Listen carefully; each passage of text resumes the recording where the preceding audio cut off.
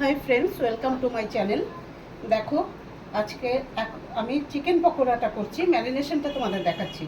এখানে আদা, রসুন আর পেঁয়াজের পেস্ট দিয়ে দিয়েছি 4 চামচ। এখানে 750 গ্রাম চিকেন আছে, ছোট ছোট করে কাটিয়ে। এবারে দেব রেড চিলি সস,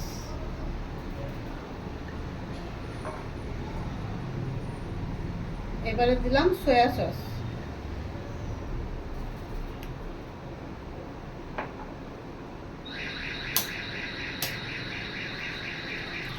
একটা ডিম দিয়ে দিলাম,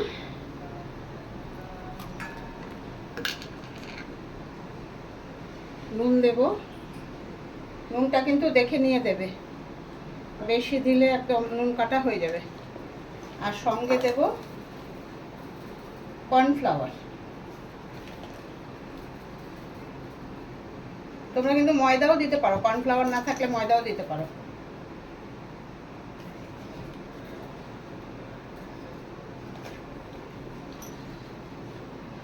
আমি 4 চামচ পুরো করে কর্নফ্লাওয়ার দিয়ে দিলাম।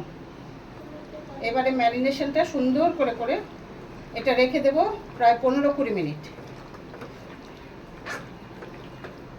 চিকেন পকোড়া কিন্তু ম্যারিনেশনের উপরেই সমস্তটা নির্ভর করে। যারা নতুন শিখছো তাদের জন্য আমার এই ভিডিওগুলো সবই তাদের জন্য, কেননা খুব ইজি প্রসেসে আমি রান্না করি,